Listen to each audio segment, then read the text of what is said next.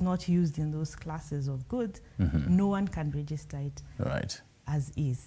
Right. Yeah, so that's what basically a defensive trademark is. So here, for a person, unfortunately, so Nakumat went down. Nakumat had also registered in all the classes, for all the goods and services, with its trunk of the elephant as its logo. So it could also fall under defensive trademarks.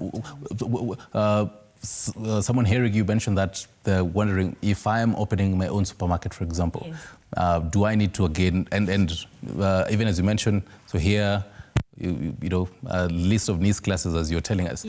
Do I need to again register for all the classes if I have a certain outlet that will be selling most of this? How does that work? No, but you remember that these are products that you ascertain that this trademark is yours. You'll note that outlets sell different brands. Yes. So at some point you saw Nakumat trying to brand their own products. And I believe that's why they had come in to register all the classes. Because they were trying to get into different brands and using Nakumat, which I'm seeing many retail stores do the same. So here, the proprietor, you're telling us that brand is yours. So it's associated to those goods. So there's no limitation as to how many classes you can use. But the danger is we have a removal for non-use. So if you're not using it, as I've said, these are rights that we are giving you, exclusive rights. So if you've not used it for a continuous period of 5 years from the time that you registered, someone can come in and ask for us to remove it from the register for non-use. Yeah, so that's where the rubber meets the road. So you have to commit yourself that you're going to use it for the classes that you're registering it in. There's a question here for you. Is it possible for a technician to use a logo instead of a business name, or must have both? As I've said, these are distinct.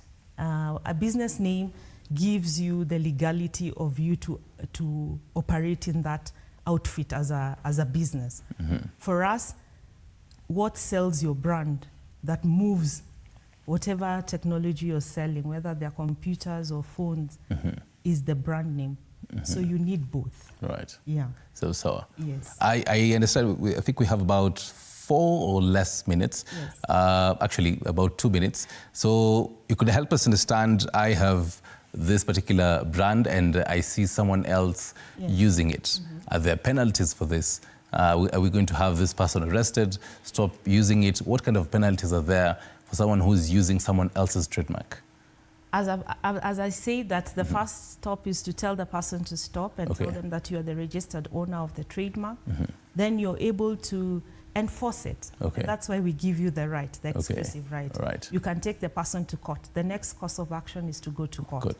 The only administrative part that KIPI comes in is in between when I talked about objections. When you come in and say that it's similar to mine. So